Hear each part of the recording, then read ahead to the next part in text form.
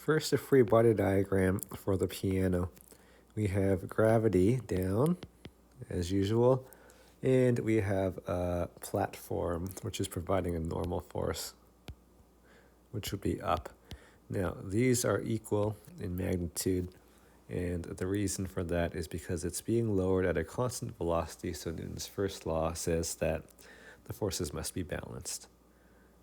Furthermore, we can get the value, it's equal to mg. So both of these will end up equaling to mg.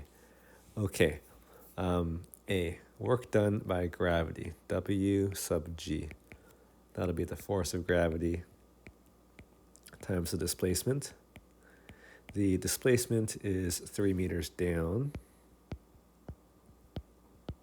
That's given to us in the problem.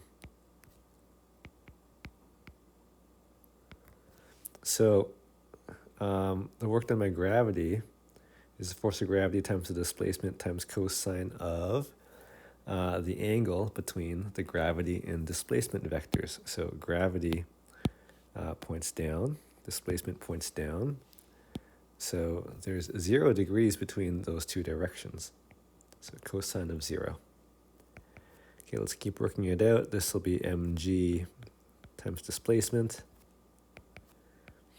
200 kilograms, 9.8 newtons per kilogram, and 3 meters. Cosine of 0 equals to 1. Okay, so that's going into the calculator.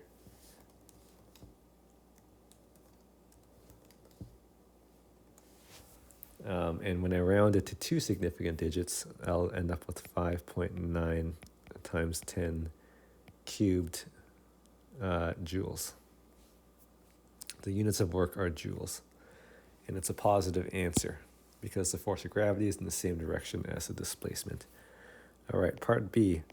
The work done by the normal force, W sub n, will be equal to the normal force times the displacement times cosine. We got to analyze the angle between normal and displacement. So normal is up, displacement is down. Up versus down is a complete 180 degree turn. So it's a cosine of 180 degrees, which equals to -1.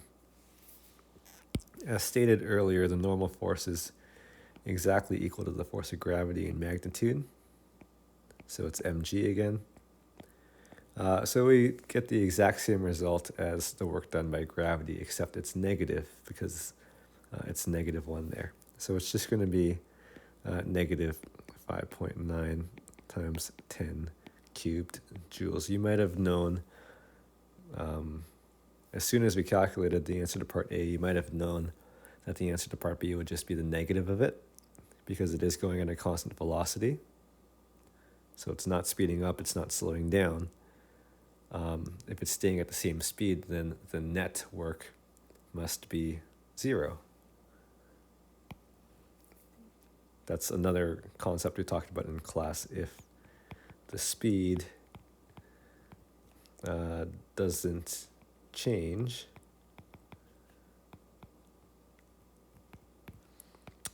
the net work should be 0.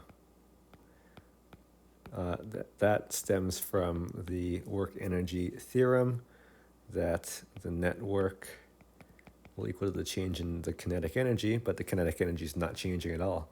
So the net work has to be 0.